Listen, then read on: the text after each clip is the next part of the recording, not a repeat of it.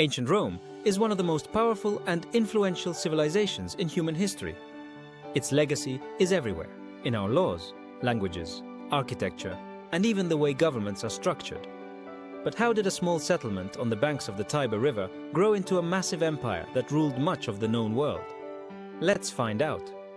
The story of Rome begins in 753 BC, at least according to legend. Two brothers, Romulus and Remus, were said to have been raised by a she-wolf. When they grew up, they decided to found a city. But things didn't go smoothly. Romulus killed Remus and became the first king of Rome. And just like that, Rome was born, in violence. In its early days, Rome was ruled by kings. There were 7 of them, and they laid the foundations of Roman society, its religion, army, and political structure. But the last king, Tarquin the Proud, became a tyrant. In 509 BC, the Romans had enough. They overthrew him and established a new system of government, the Roman Republic. The Republic was revolutionary. Instead of one ruler, power was shared. 2 elected officials, called consuls, governed the state, while the Senate, made up of wealthy aristocrats known as patricians, advised them. But not everyone had a voice. The majority of the population, the plebeians, had very little political power. This led to a long struggle between the classes. Over time, the plebeians fought for and won important rights. They gained their own representatives, called tribunes, who could veto decisions. They also secured the creation of the 12 Tables, Rome's first written laws, which made justice more transparent. While dealing with internal conflicts, Rome was also expanding. It gradually conquered neighboring territories across Italy. But its biggest challenge came from a powerful rival, Carthage. This conflict led to the Punic Wars, a series of brutal wars that would shape the future of the Mediterranean. The most famous was the Second Punic War, when the Carthaginian general Hannibal did the unthinkable. He crossed the Alps with an army that included war elephants and invaded Italy. Hannibal defeated Roman armies again and again. At the Battle of Cannae, he inflicted one of the worst defeats in Roman history. But Rome refused to surrender.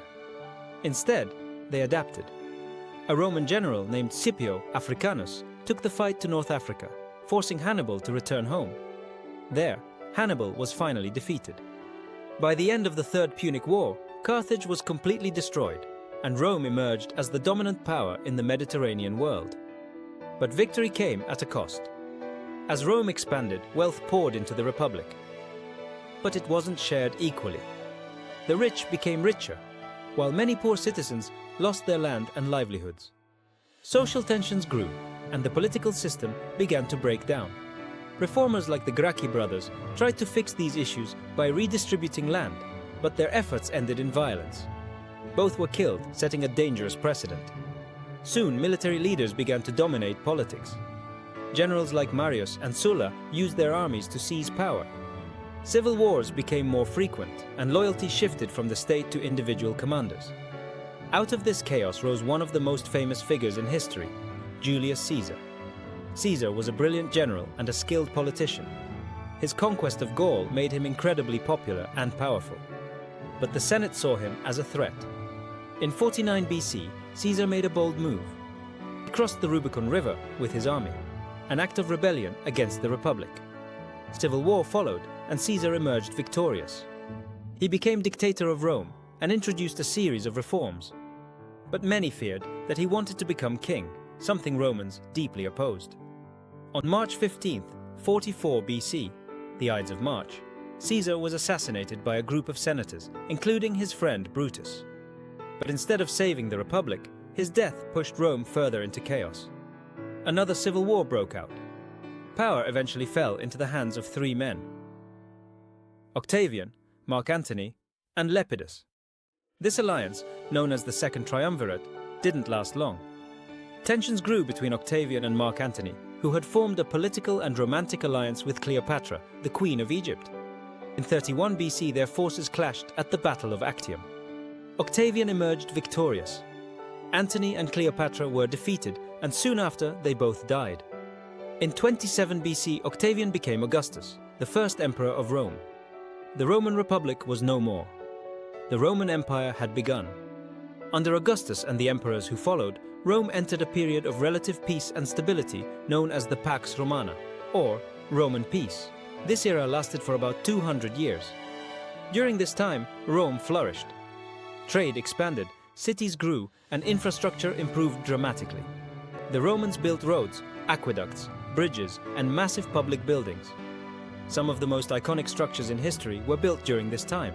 The Colosseum, where gladiators fought, the Pantheon, with its massive dome, and vast bath complexes that served as social centers.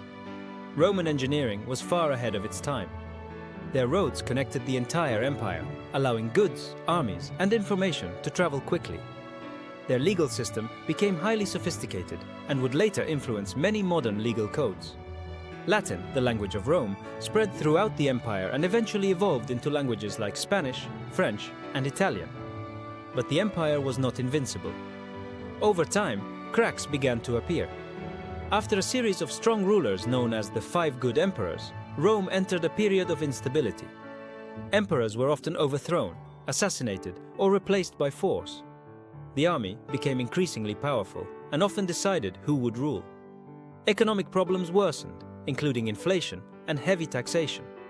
Meanwhile, the empire faced constant pressure from outside forces, especially so-called barbarian tribes along its borders. In the 3rd century AD, the empire nearly collapsed during a period known as the Crisis of the 3rd century. There were multiple claimants to the throne, frequent invasions, and economic decline. Stability was eventually restored by Emperor Diocletian, who introduced major reforms. He divided the empire into smaller parts to make it easier to govern and strengthened the military. Later, Emperor Constantine the Great made another crucial decision. He embraced Christianity, which had previously been persecuted, and helped spread it throughout the empire. He also founded a new capital in the east, Constantinople. Eventually, the Roman Empire was permanently divided into two halves, the Western Roman Empire and the Eastern Roman Empire, also known as the Byzantine Empire. The Eastern Empire continued to thrive for nearly 1,000 years. But the Western Empire struggled. It faced repeated invasions from Germanic tribes, internal corruption, and weakening leadership. One by one, its territories were lost.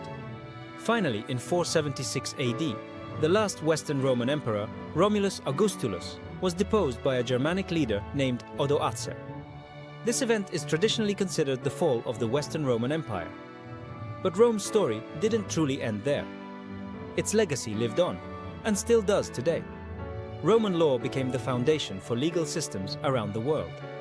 Roman architecture continues to inspire buildings even now.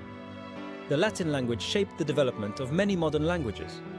Even the concept of a republic, a government based on elected representatives, comes from Rome.